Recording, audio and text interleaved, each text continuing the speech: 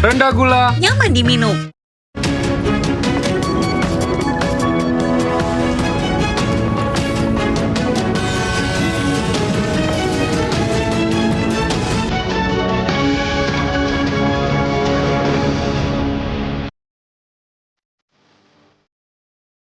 Tiga jenazah prajurit TNI yang gugur di Lebanon kini dalam perjalanan pulang ke tanah air.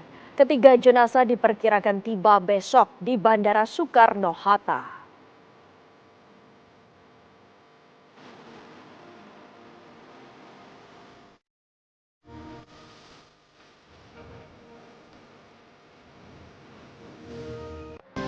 Assalamualaikum warahmatullahi wabarakatuh. Selamat malam pemirsa. Selain kedua kabar utama kami tadi, kami juga akan menghadirkan sejumlah informasi penting lainnya baik dari dalam negeri maupun mancanegara. Langsung saja kita mulai kabar utama bersama saya Windy Wellingtonia.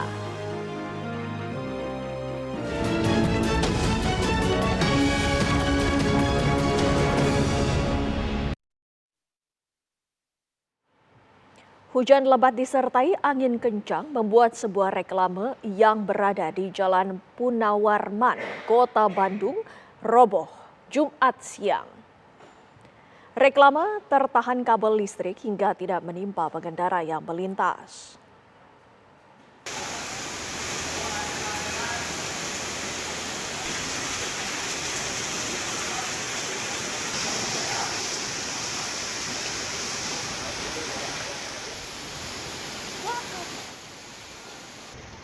Pemirsa, seperti inilah kondisi sebuah reklame roboh yang berada di Jalan Purnawarman, Kota Bandung, Jawa Barat pada Jumat siang. Papan reklame tersebut tumbang akibat hujan deras dan angin yang melanda wilayah Kota Bandung. Petugas Diskar dibantu dengan petugas Satpol PP Kota Bandung yang datang ke lokasi langsung berjibaku mengevakuasi reklame tersebut. Sebelumnya, Kota Bandung dilanda hujan deras disertai angin kencang selama 2 jam. Akibatnya, banyaknya pohon tumbang hingga menutup jalan. Kawasan jalan utama pun macet total akibat kendaraan tidak dapat melintas.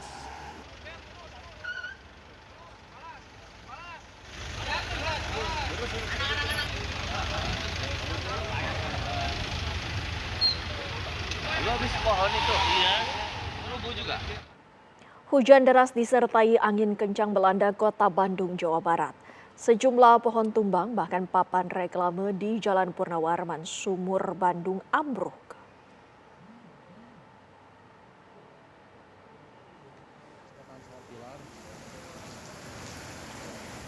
Pemirsa, video amatir merekam saat hujan deras disertai angin kencang terjadi di Kota Bandung. Di beberapa titik, sejumlah pohon tumbang bahkan hingga menimpa kendaraan dan menutup badan jalan. Pohon tumbang juga terjadi di wilayah Kopo, Sukajadi, pintu masuk Pasteur, wilayah Cijerah, dan beberapa titik lainnya.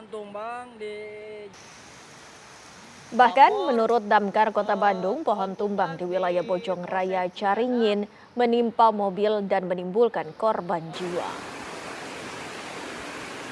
Hujan deras disertai butiran es dan angin kencang juga membuat papan reklame di Jalan Punawarman, tepatnya di depan BEC Bandung ambruk.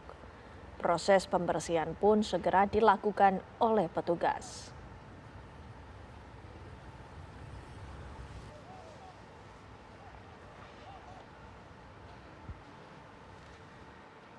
Si jago merah melahap bangunan Sekolah Dasar Negeri 1 Namlea di Jalan Bunga Cengke, Desa Namlea, Kecamatan Namlea, Kabupaten Buru, Maluku, Jumat pagi.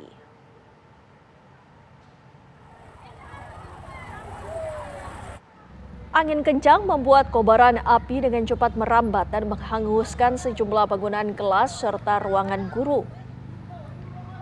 Sebelum pemadam datang, warga kewalahan menjinakkan api lantaran hanya mengandalkan air seadanya dari rumah sekitar. Tidak ada korban jiwa karena saat kejadian siswa sekolah sedang libur. Namun, fasilitas sekolah dan aset sekolah berupa ijazah siswa, laptop sekolah ludes terbakar. Polres Buru masih menyelidiki penyebab utama kebakaran tersebut.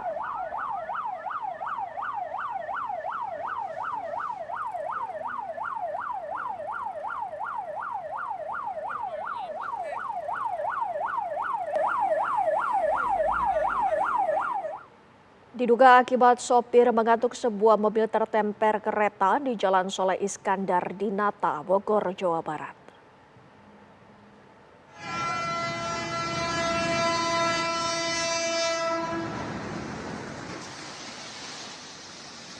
Sebuah minibus tertemper KRL komuter dari arah Bogor menuju Jakarta pada Jumat pagi.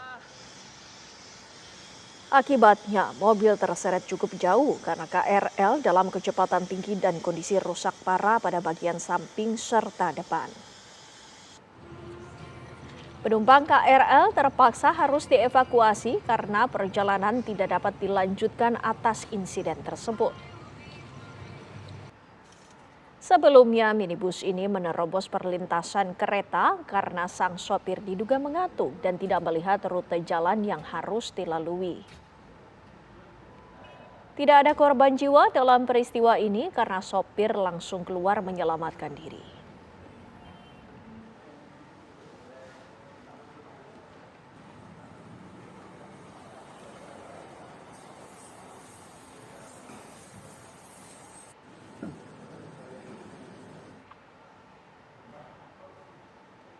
Warga sekitar SPBE Cimuning menceritakan munculnya kebocoran gas bak lautan asap putih di lingkungan rumah mereka sebelum ledakan hebat pada Rabu malam.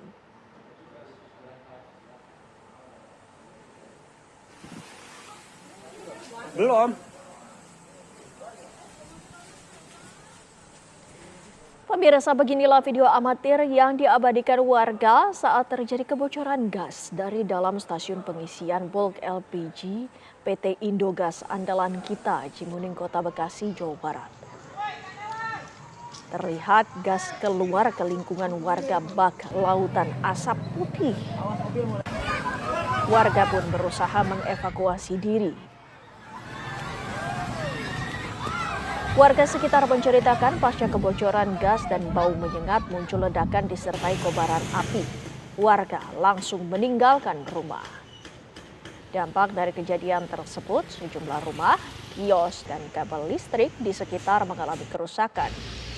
Aliran listrik rumah warga yang tinggal di sekitar area SPBE hingga kini belum menyala.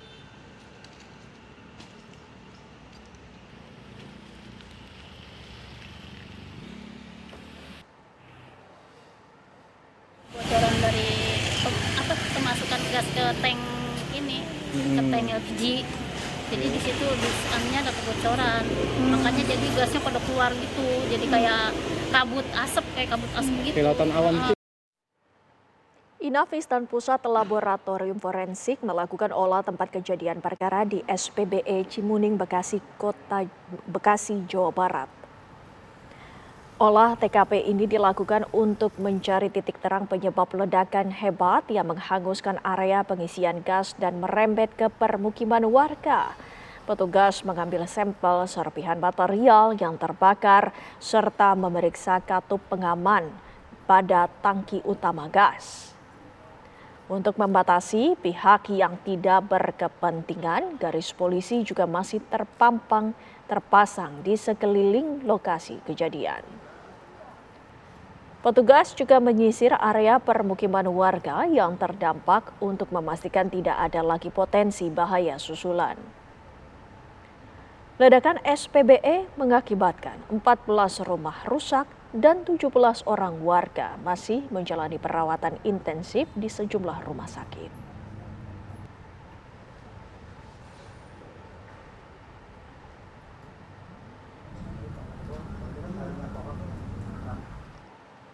Korban ledakan SPBE Cimuning, Kota Bekasi yang sebelumnya berjumlah 17 orang kini bertambah menjadi 18 orang.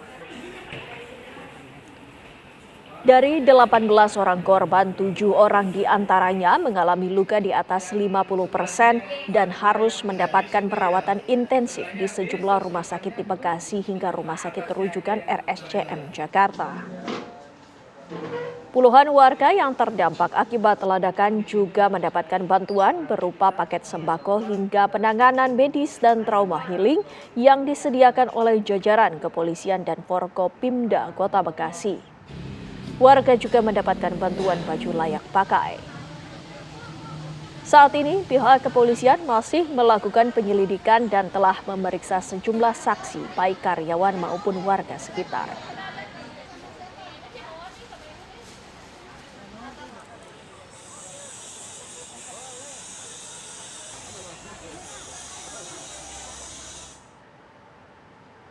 Kita akan mengupdate kabar dari pasien korban ledakan SPBE Cimuning Kota Bekasi, Jawa Barat. Sudah ada reporter TV One Kurnia Dwi Hapsari langsung dari RSUD Kota Bekasi. Nia, kabarnya hari ini korban bertambah total menjadi 18 korban. Silakan dengan laporan Anda. Ya, selamat malam Windy dan juga pemirsa. Data terakhir yang kami peroleh per hari ini dari pihak kepolisian bahwa ada 18 orang yang menjadi korban ledakan SPBE di Jawa Barat, di mana 7 orang diantaranya ini mengalami luka bakar serius atas 50% dan harus mendapatkan perawatan intensif di berbagai rumah sakit, diantaranya Rumah Sakit Permata Bekasi, Rumah Sakit Citra Arafik Bekasi, kemudian Rumah Sakit RSUD Kota Bekasi tempat saya mengabarkan saat ini. Untuk di RSUD Kota Bekasi sendiri sebelumnya ada 6 orang yang menjalani perawatan di rumah sakit ini, namun 2 diantaranya sudah diperbolehkan pulang dan menjalani rawat jalan, sementara 1 orang harus dirujuk ke RSCM Jakarta karena mengalami luka hampir 90%. Sementara itu saat ini masih ada 3 orang yang menjalani perawatan di ruang perawatan RSUD Kota Bekasi. Sementara itu kemarin juga sudah dilakukan kunjungan ataupun kedatangan dari pemerintah Kota Bekasi, baik itu dari Wakil Wali Kota Bekasi dan juga Forkopimda maupun juga dari Kapolres Metro Bekasi Kota beserta jajaran, di mana dalam kunjungan tersebut ataupun menjenguk pasien di korban ledakan di berbagai rumah sakit yang ada di wilayah Kota Bekasi, pihak Pemkot Bekasi yaitu Wakil Wali Kota Bekasi memastikan ataupun menekankan bahwa seluruh biaya baik pengobatan maupun perawatan ditanggung oleh pemerintah Kota Bekasi, baik itu melalui pembayaran BPJS maupun skema lainnya. Dan untuk Pemkot Bekasi juga menjamin bahwa seluruh biaya ini ditanggung sampai seluruh pasien ataupun korban dari ledakan ini benar-benar pulih. Nah, itu memang bukan hanya pasien yang ataupun korban ledakan yang dirawat saja, namun memang warga sekitar yang mengalami dampak dari ledakan di SPBE tersebut juga mengalami trauma sampai dengan saat ini dan bahkan banyak yang masih mengungsi. Untuk itu, pihak dari Pemkot Bekasi dan juga kepolisian membuat posko gabungan di dekat TKP, di mana di posko tersebut tersedia layanan pemeriksaan kesehatan gratis dan juga trauma healing. Karena sebelumnya saat kejadian pada Rabu malam kemarin, ini warga sekitar menyaksikan langsung detik-detik bagaimana saat kebocoran gas dari PT SPBE tersebut hingga akhirnya terjadi kebakaran hebat disertai ledakan. Dan warga sekitar saat ini juga masih banyak yang belum kembali ke rumah karena listrik sampai dengan saat ini ada yang masih belum menyala. Dan pihak kepolisian sendiri sudah melakukan olah TKP dan saat ini masih dilakukan penyelidikan, sementara sudah dilakukan pemeriksaan terhadap saksi-saksi baik dari karyawan SPBE maupun warga sekitar. Dan kasusnya kini ditangani oleh Polres Metro Bekasi Kota dan juga Polda Metro Jaya. Demikian Windy, kembali ke Anda. Kurnia Dwi Hapsari mengabarkan langsung dari RSUD Kota Bekasi, Jawa Barat. Terima kasih atas informasinya. Selamat bertugas kembali.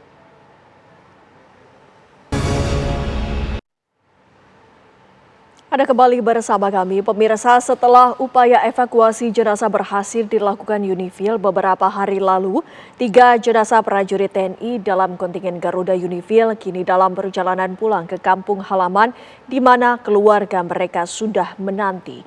Upacara penghormatan digelar di markas UNIFIL dengan sederhana, namun duka mendalam. Berikut rasa marah atas gugurnya ketiga prajurit TNI tersebut sangat terasa.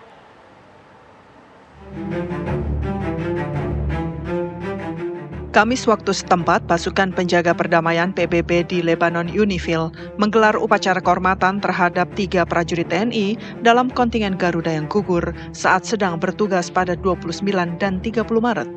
Upacara pelepasan sederhana dilakukan di Bandara Internasional Rafik Hariri Beirut, dihadiri petinggi UNIFIL dan perwakilan pemerintah Lebanon.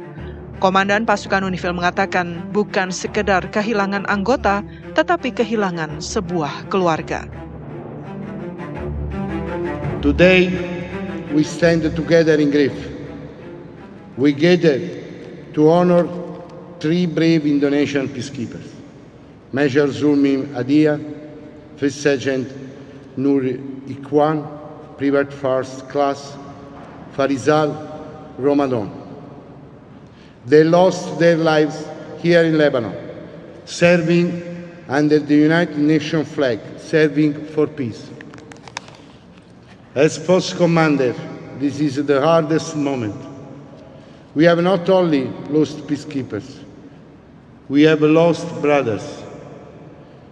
On behalf of the entire UNIFIL community, I express my deepest condolences to their families, to their loved ones, and to the Indonesian Armed Forces. Sementara itu, kecaman terhadap serangan Israel kepada pasukan UNIFIL yang menewaskan 3 prajurit Indonesia disampaikan perwakilan Kementerian Pertahanan dan Komandan Pasukan Bersenjata Lebanon. Any attack against UNIFIL, regardless of its scale, is a direct attack on Lebanon's security. It is unequivocally rejected by the Lebanese people enduring the consequences of the ongoing Israeli aggression against their country. Atas gugurnya ketiga pahlawan UNIFIL tersebut, ketiganya mendapatkan medali Perserikatan Bangsa-Bangsa dan medali Pasukan Bersenjata Lebanon sebagai bentuk penghargaan tertinggi atas dedikasi mereka dalam menjaga perdamaian dunia. Proses pemulangan jenazah ke Indonesia dijadwalkan tiba di Bandara Soekarno-Hatta pada Sabtu sore setelah diberangkatkan dari Turki. Selanjutnya jenazah akan disemayamkan sementara sebelum diberangkatkan menuju lokasi pemakaman melalui Lanut Halim dan Lanut Adi Sucipto.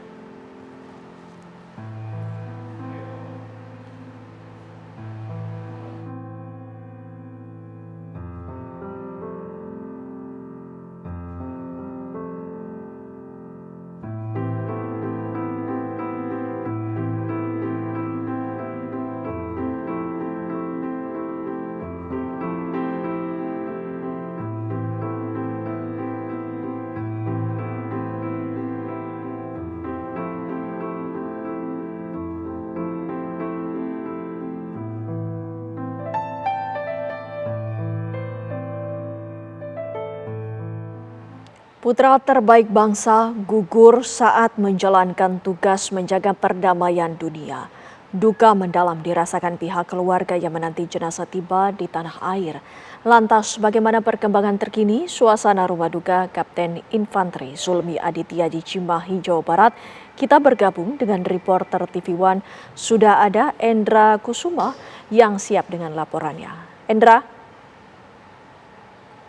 Ya, Wendy dan pemirsa Tiwan dapat kami kabarkan dari perkembangan terkini memang sehari jelang kedatangan jenazah Mayor UMNO Marta Zulmi Aditya Iskandar ini memang dari segala persiapan mau dilakukan oleh sejumlah keluarga maupun dari warga sekitar. Di antaranya memang untuk membuat skema beberapa kedatangan, di antaranya untuk kedatangan ini kita akan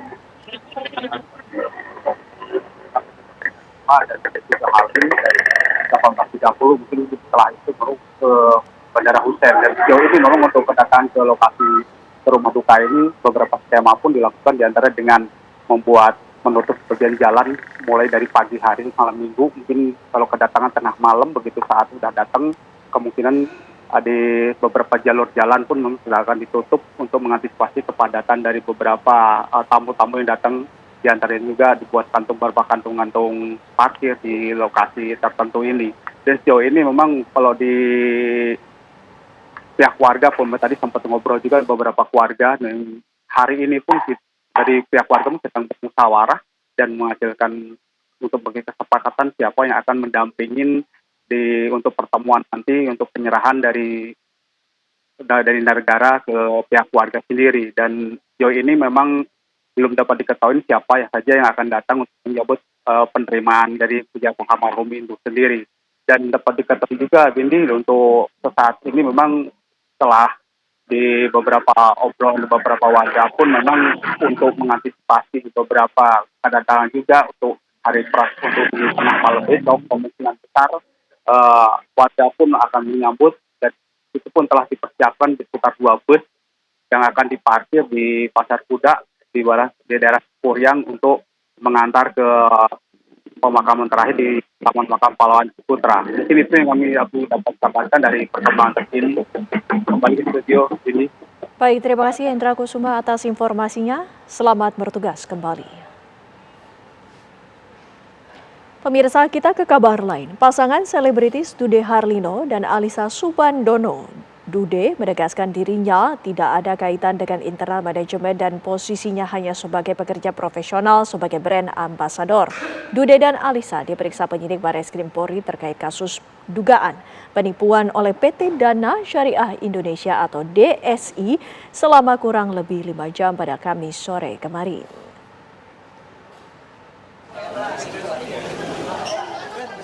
Dude Harlino bersama istri Alyssa Soebandono keluar dari gedung Barreskrim Polri setelah selesai pemeriksaan oleh penyidik di Tipideksus Barreskrim Polri Kamis sore. Dalam pemeriksaan memakan waktu kurang lebih 5 jam ini, Dude Harlino mendapat 32 pertanyaan dan Alyssa Soebandono sebanyak 21 pertanyaan. Dude menegaskan dirinya tidak ada kaitan dengan internal manajemen dan posisinya hanya sebagai pekerja profesional sebagai brand ambasador. Proses yang sedang berjalan berkaitan dengan PT DSI. Teman-teman juga sudah tahu, beberapa media saya sudah bicara masalah. Pertanyaan tadi sudah disampaikan bahwa memang berkaitan dengan job desk pekerjaan kita sebagai brand ambassador. Jadi penyidik tadi ingin tahu lebih mendalam, gitu ya, apa saja tugas sebagai brand ambassador. Memang kami tidak ada kaitan dengan internal manajemen dan sebagainya. Profesional memang hanya sebagai brand ambassador. Hanya seputar itu aja tadi sebenarnya. Materi pemeriksaan sebagai saksi ini mengenai seputar hubungan kerja brand ambasador dan hubungan kerja dengan PT Dana Syariah Indonesia atau DSI.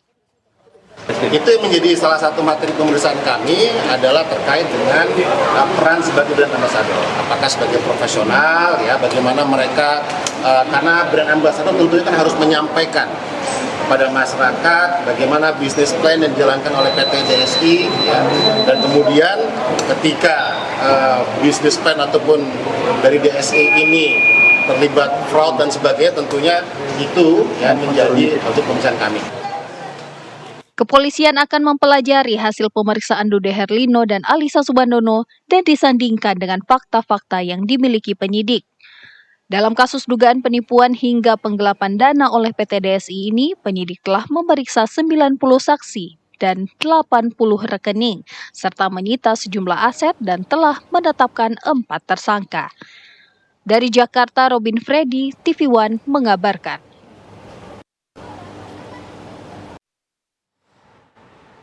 Pemirsa, umat Katolik memadati Gereja Katedral Jakarta hari ini untuk mengikuti rangkaian peringatan Jumat Agung sebagai bagian dari Trihari Suci dalam rangka mengenang pengorbanan dan wafatnya Yesus Kristus. Rangkaian perayaan diawali dengan kegiatan jalan salib dalam bentuk drama musik dan tari sebagai refleksi atas pengorbanan Yesus sekaligus merenungkan perjalanan iman dari kegelapan menuju terang. Pertunjukan ini melibatkan hampir 145 orang pendukung acara, mulai dari pemain, penata musik, hingga koreografer. Setelah rangkaian Jalan Salib, Gereja Katedral Jakarta melanjutkan ibadat Jumat Agung yang digelar 3 kali, yakni pukul 12, 15, dan pukul 18 waktu Indonesia Barat. Ibadat ini merupakan ibadat khusus untuk mengenang dan merenungkan sengsara serta wafat Kristus yang di dalamnya terdapat ritual penghormatan salib.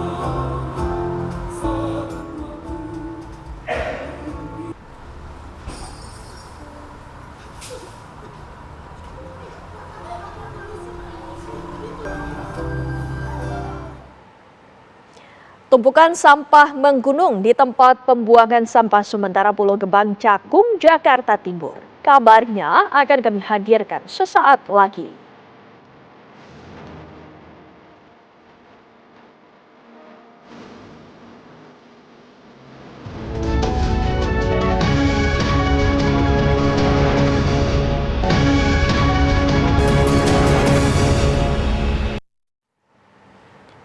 Tumpukan sampah menggunung di tempat pembuangan sampah sementara.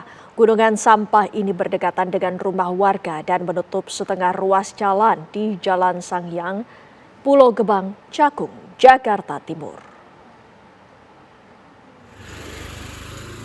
Seperti inilah tumpukan sampah di permukiman warga di Jalan Sangyang RT 3 RW 5, Pulau Gebang, Cakung, Jakarta Timur pada Jumat pagi. Warga mengaku terganggu dengan bau sampah dan khawatir akan kesehatan mereka. Warga setiap hari harus membersihkan halaman dan menutup rumah karena bau yang sangat menyengat. Baunya juga kita dapat, rasakan baunya gitu gimana ya. Terus ulatnya juga masuk gitu kalau lagi musim hujan basah. Pada malam tuh pada naik. Yang ditakutin apa sih, penyakit apa gimana sih? Juga udah pasti ya dampaknya penyakit ya. Selain warga, pengendara yang melintas juga terganggu. Jalan dua arah saat ini hanya dapat dilintasi satu kendaraan disebabkan sampah yang memakan setengah ruas jalan. Ya gimana ya, mengganggu juga sih, sedikit mengganggu karena kan kita lewat sini jadi agak sempit juga gitu kan.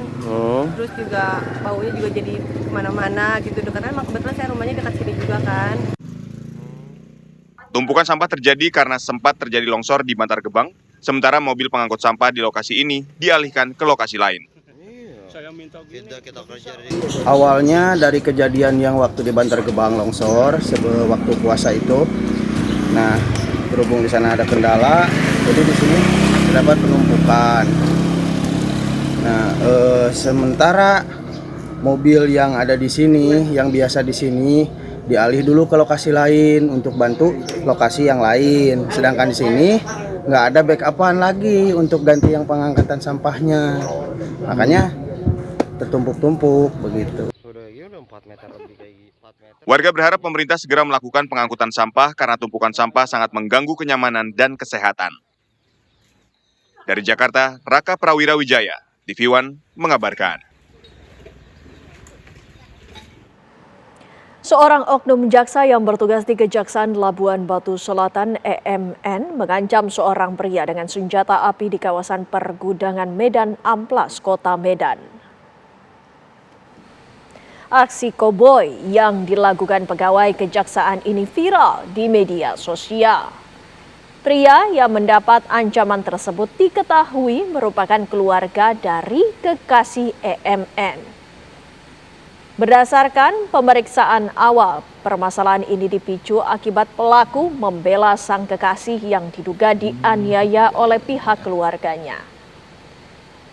Setelah pengancaman itu, keduanya melaporkan ke Polda Sumatera Utara. Menanggapi peristiwa ini, pihak Kejaksaan Tinggi Sumatera Utara telah memeriksa jaksa EMN. Jika terbukti melanggar, Kejaksaan Tinggi Sumatera Utara akan melakukan sanksi sesuai aturan.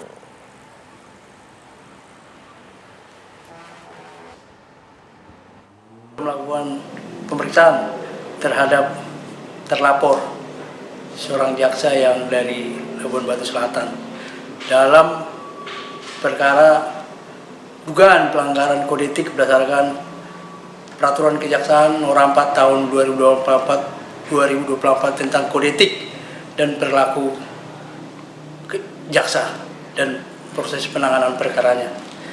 Kami sudah melakukan pemeriksaan pelapor berdasarkan keterangan dan video yang ada dalam media TikTok kita sudah sampaikan. Dan hasil penyampaiannya, hasil pemeriksaannya belum bisa kita sampaikan secara apa, tapi kita sudah lakukan pemeriksaan. Seorang pengedar narkoba ditangkap saat bertransaksi sabu dalam kaleng biskuit. Sesaat lagi.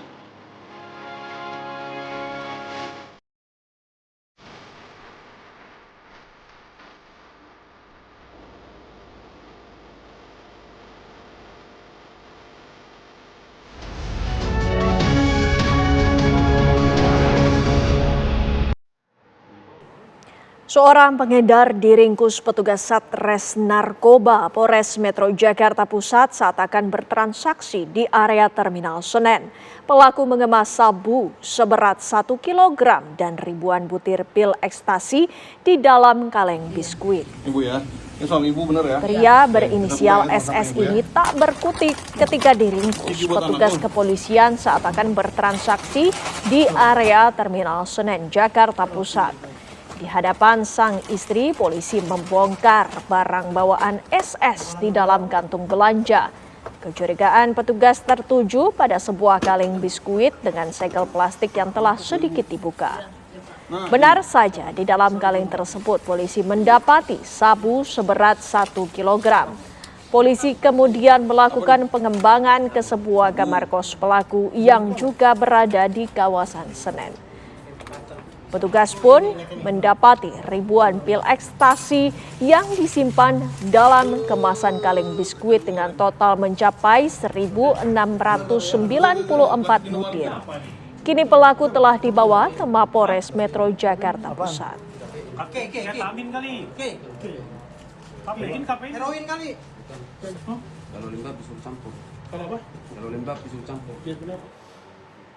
Pemirsa, kabar penting sepanjang hari ini kami rangkum selengkapnya dalam kilas kabar berikut ini.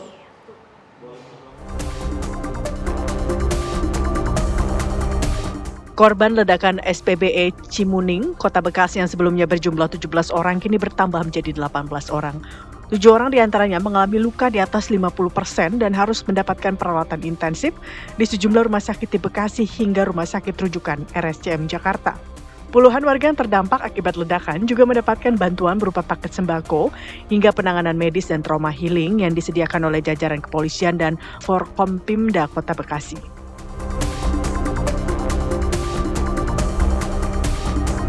Tumpukan sampah menggunung di tempat pembuangan sampah sementara.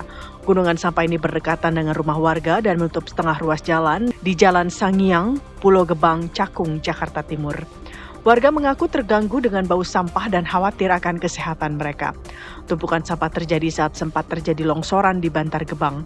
Sementara mobil pengangkut sampah di lokasi ini dialihkan ke lokasi lain. Warga berharap pemerintah segera melakukan pengangkutan sampah karena tumpukan sampah sangat mengganggu kenyamanan dan kesehatan.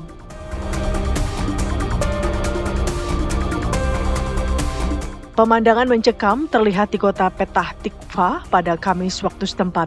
Petugas layanan darurat segera dikerahkan ke lokasi kejadian guna mengevakuasi warga dan memeriksa kerusakan pada bangunan yang terkena hantaman serpihan rudal. Intersepsi ini terjadi di tengah gelombang serangan udara Iran yang terus menyasar wilayah-wilayah padat penduduk di Israel. Data terbaru dari layanan ambulan Israel melaporkan setidaknya 19 orang tewas di dalam negeri akibat hantaman rudal yang diluncurkan dari wilayah Iran dan Lebanon. Tim TV One mengabarkan. Usai sudah perjumpaan kita pada malam hari ini di Kabar Utama, mewakili kru yang bertugas saya Windy Wellingtonia pamit undur diri. Terima kasih atas perhatian Anda. Selamat malam, sampai jumpa.